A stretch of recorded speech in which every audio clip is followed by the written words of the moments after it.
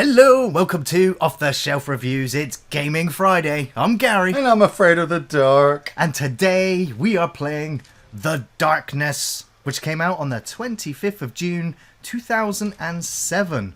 Published by 2K Games and developed by Starbreeze Studios. It was released on the Xbox 360 and the PS3 and is a first-person shooter. And it wasn't too long ago that we were actually looking at other Starbreeze Studios games. They made both the Chronicles of Riddick games. Oh, really? So, as far as I'm concerned, it's quite a good caliber, very good caliber of game makers. Yeah. Did you ever play The Darkness, Ian? I did play and complete this one. I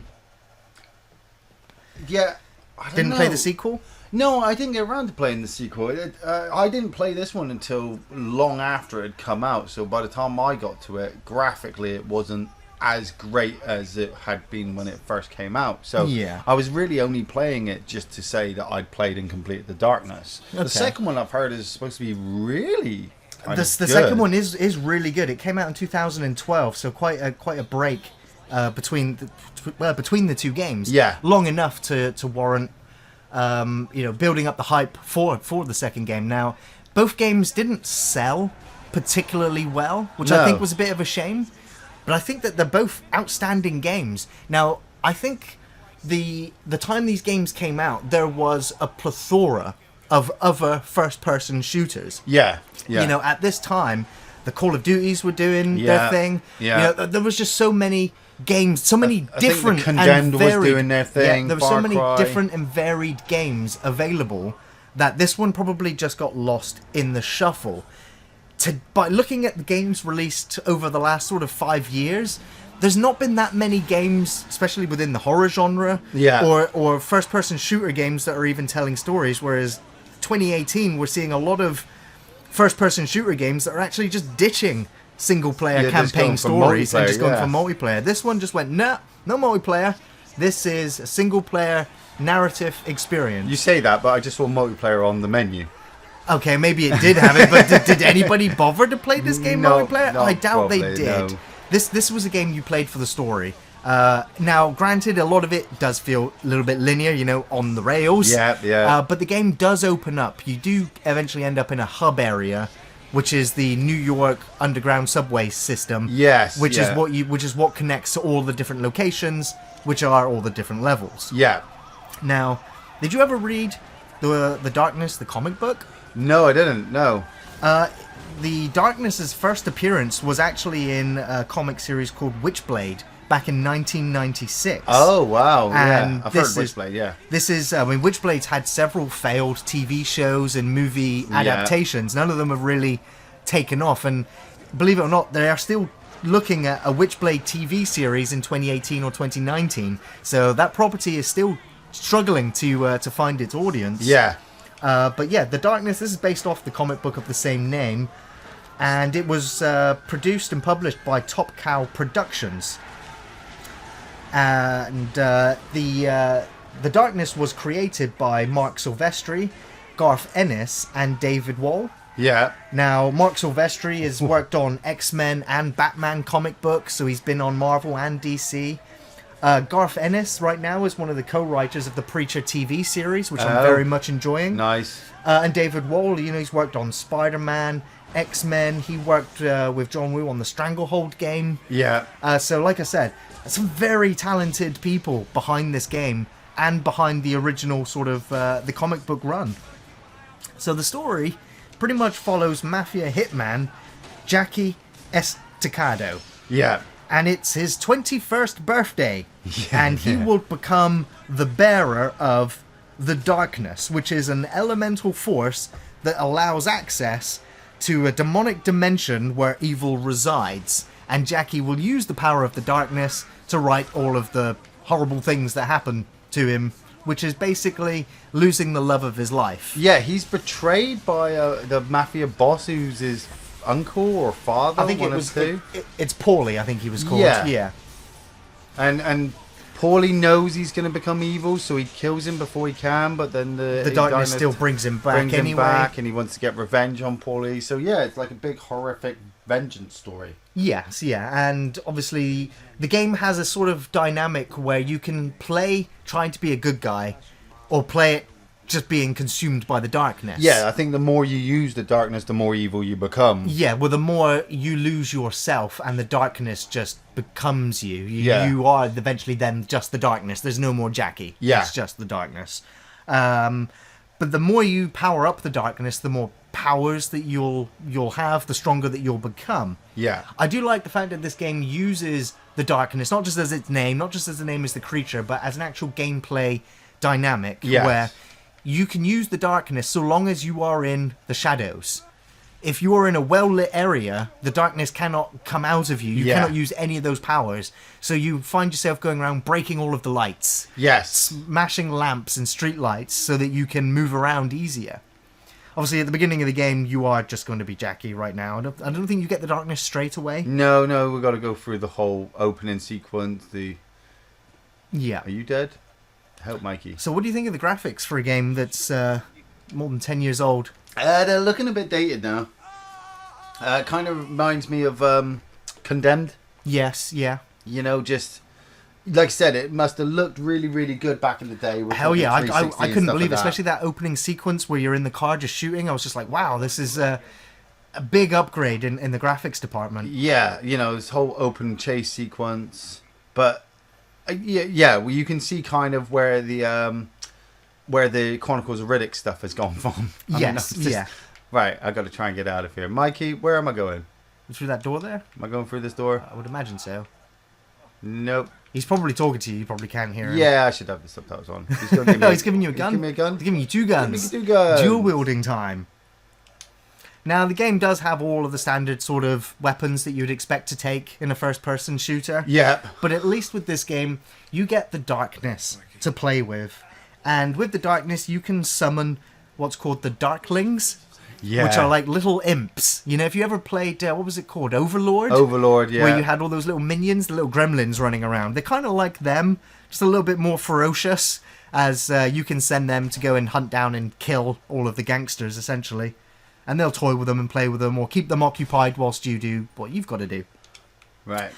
You also have two sort of giant tentacles, which sort of, it appears like they're coming out from your back or over your shoulder, and they'll sort of wave around on the bottoms and sides of the screen, and you can use those as sort of tentacle arms to slash out at people. Yeah. And you can also use them to eat the hearts of the gangsters that you're, you know, holding temporarily before you kill them. That gives you more power, I believe. It does give you more power. It also, you can sort of feel the darkness bar up. Yeah. And you can use the darkness to sort of give you temporary shields and things, so the darkness is talking to you now. Yeah, darkness is talking to me.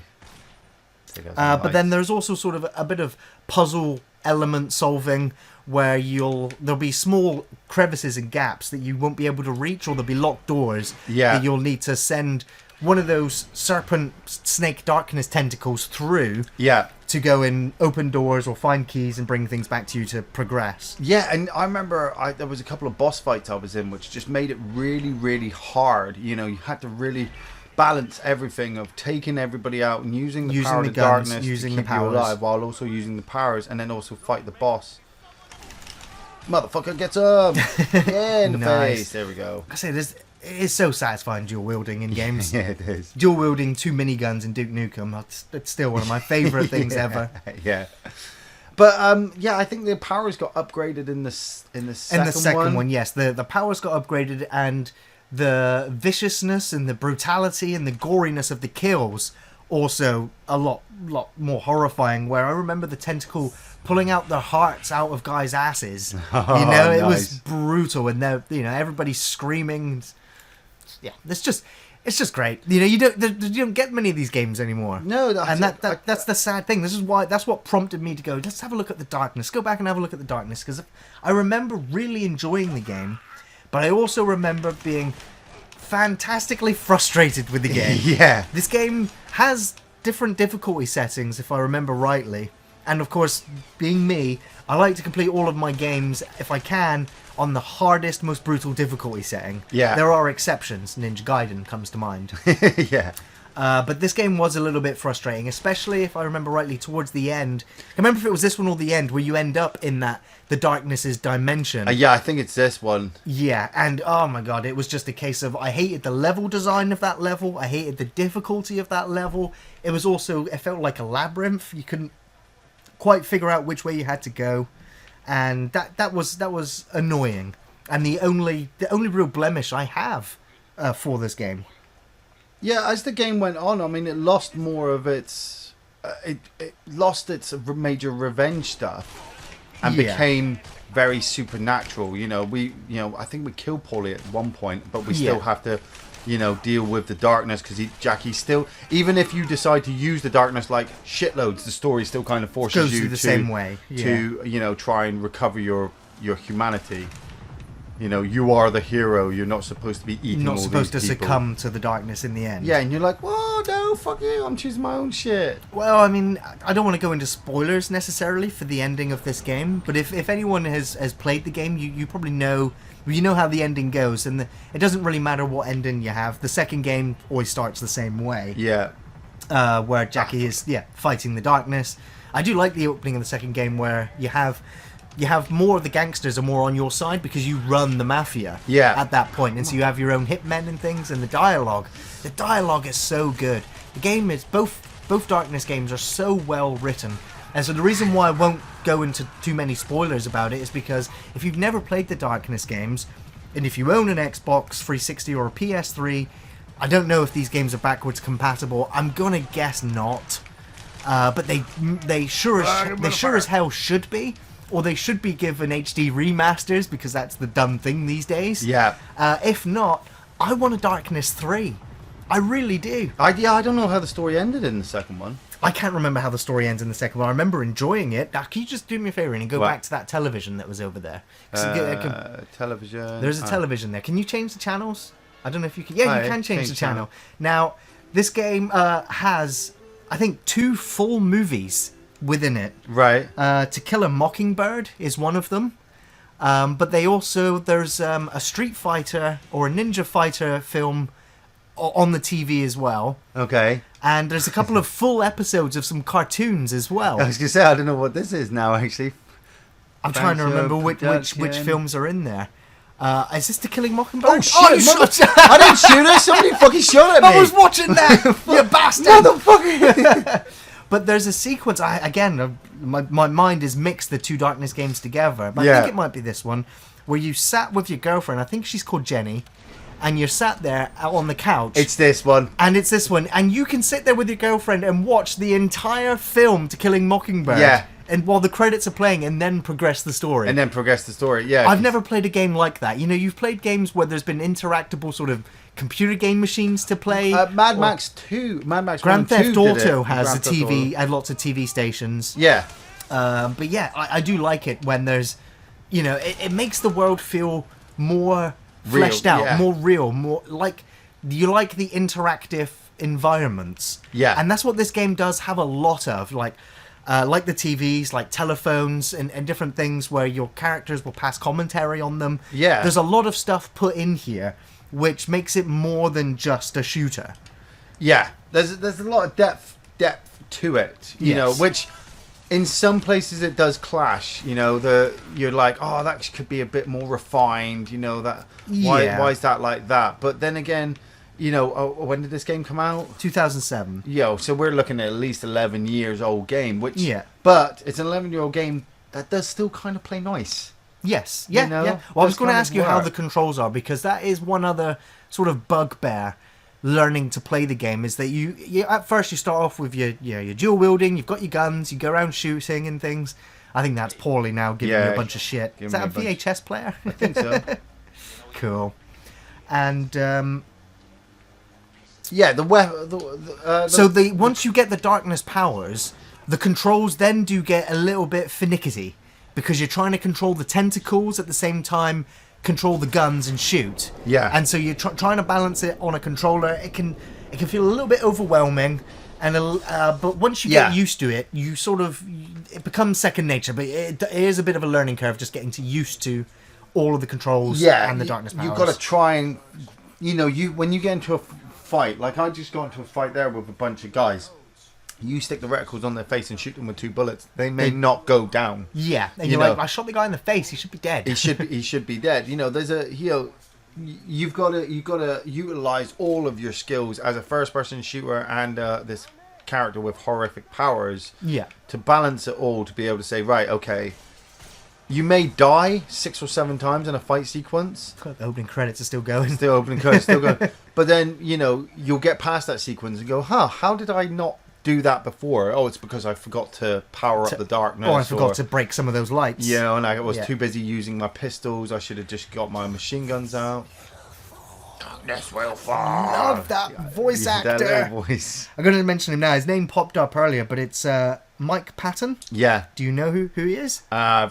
He's the voice of the darkness in the Darkness games. Yes, absolutely right, Ian. And he also returns to voice the darkness in the second one.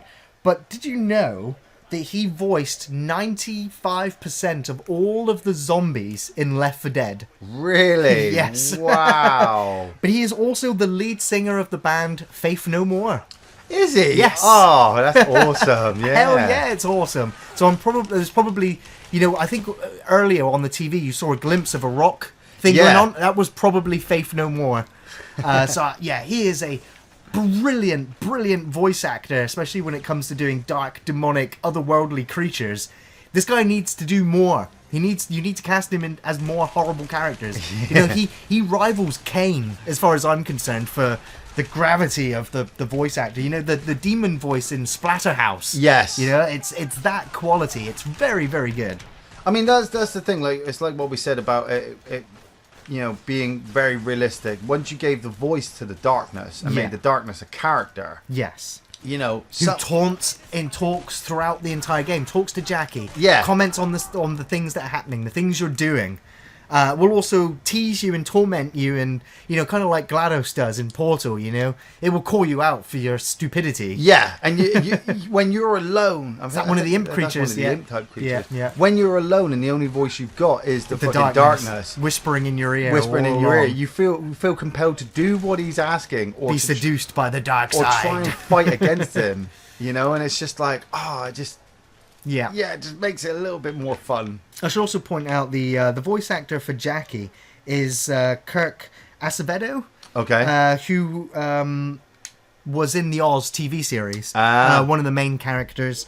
He was also played one of the detectives in Fringe, the TV series. Right. Does a lot of TV work. Yeah. You know, you'll recognize him if you see him, if you're aware of who he is. But he does great as the voice of Jackie. You know, I didn't actually know it was him until I looked him up and went, "Oh, really?" Yeah. I didn't realize you were the voice of Jackie. And of course, he returns as well. And Jackie in the second game. Jackie periodically turns up in certain cut sequences to flesh out more of his story. So you start to really get behind this character. Well, they've got all of the graphic novels to pull from for the stories and inspirations. Yeah. And I think they do it really, really well. They make him an interesting character. I mean, the darkness in comic book form has gone up against Batman. Yeah. You know, so he is a well-known character in the comic book world. And weirdly enough, even though you're playing as Jackie, when you start to make the darkness your own and you're using your own specific weapons, weirdly you become Jackie, or you, in a weird way, mold Jackie's character to how you feel. Yeah. So when you get into a fight sequence, when you get into a cut sequence,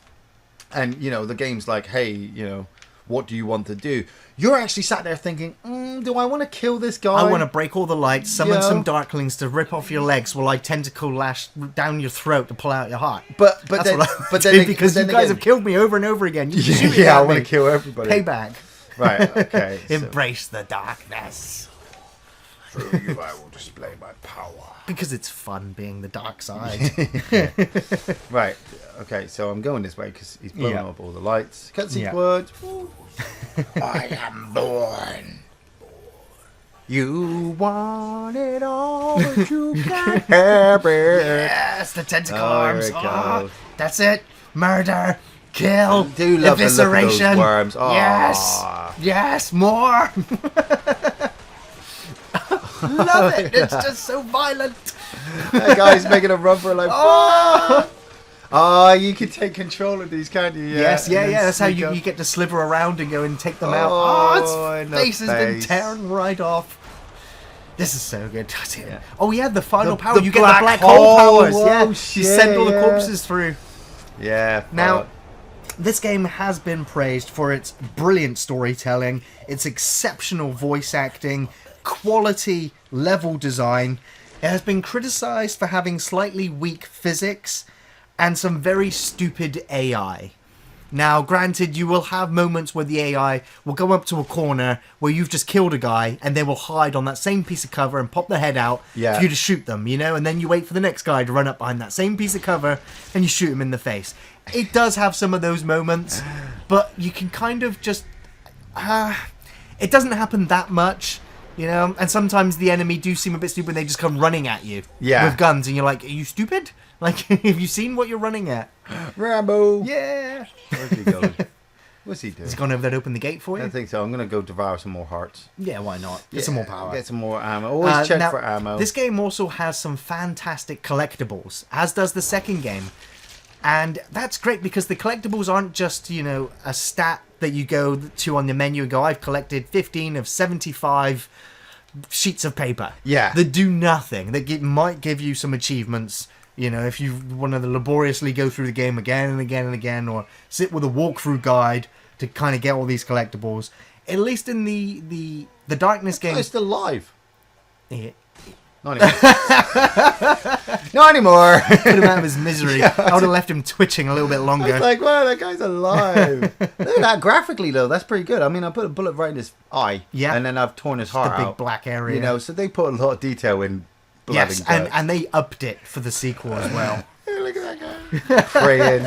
Boom. I love that. Thank you very much. I put them away. The sound effects are also really good. I think the lighting is decent enough.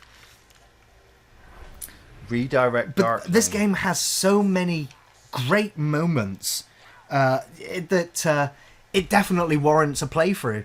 If you had the game and you've forgotten about it, you might probably be able to pick it up fairly cheaply as well. Edge Magazine gave it a 7 out of 10, IGN a 7.8 out of 10. The game didn't receive any scores anywhere below a 7. That's not bad. Which by media standards is at least above average.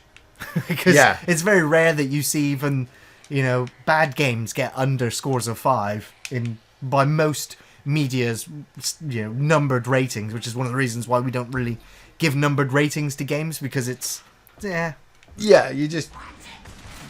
Whoa. He popped. Okay, I need a key to open up this gate. Yeah. Where do I get the key? So now this is, so maybe, break the light, use the darkness to go into the ventilation system. Yeah, press to activate creeping dark. There we go. Now in we go. Sliver around. Yep. Destroy the fan. Okay. This guy has no idea. Sneaking down. I mean, this is a cool little element. This is great. And ready. And I ready. don't know if I should sneak up on the wall. Yeah, come up from above or from the side. Oh, go see if I go on the ceiling. Ceiling, yeah. Oh, did you fall down? Oh no, you I think I went too far. went too far and the tentacle came back. Yeah. Oh, that's a shame. So, right, let's just go down there and fuck this guy. I mean, you can see how they probably took this dynamic for some of the Alien games as well. I was just thinking that, it just reminds you of Alien, just running around on the ceiling and walls, stealth killing. Yeah. Oh, I've got the key. Take that back. Yep. Right, so now retract it. Nice. Put it away. So it's the bumpers. The bumpers will bring out the darkness and put it into the different abilities. Yeah. But then so you'll be using the triggers to shoot and the bumpers to lash out with the tentacles. So it's a combination of using all 4 of those buttons whilst your thumbs are desperately moving you around while pushing buttons to reload, you crouch and jump. Up. It can, in a weird way, be a bit overwhelming, but at the same time, it's kind of what you want in an action shooter game, isn't it? Yes. You don't want to walk through an area and kill everything and come out and be like, you want a challenge. So when I say I die like 5 or 6 times in a boss fight, I still persevered and completed the game, and at the end of it, still went, it was good. Yes, you know? Absolutely. I mean, it's a bittersweet ending. It makes you want the second game. We had to wait like 5 years or so to get it. Getting the second game was a pure blast, pure joy, and it's left me wanting more ever since. To the point where I'm now reliving the first game again because it doesn't seem likely we will you got get a collectible phone number. So as I'm saying, all of the collectibles in the game, they're all sort of additional media items. Yeah. All the collectibles you find give you phone numbers, which you use on a payphone you enter in the phone numbers, you'll get bizarre answer machine messages, and that then unlocks the collectibles, which you can access in the menu. And the darkness gives commentary on all the different relics and things that you find, and they're fascinating stories as well. Yeah, I remember this being the hub. I mean, yeah, this is the hub. There's also tons of side quests that you can pick up by just talking to random NPCs that are just like, "Hey, go and do this for me, and I'll give you a secret." Yeah, go off and do this, and you're like, "Well, do I really want to?" But then at the same time, they took a lot of time to put all of this to populate the world with NPCs to make it feel like a real world, to give it a New York underground look. Yeah, it just feels busy, and you might be at first overwhelmed, like, well, what do I do? But most of the stuff comes easy. You know, it's like my pager comes up and it says, "Oh, you know, can you head here?" And so you're just waiting then for the train. Can I get that collectible before the train comes?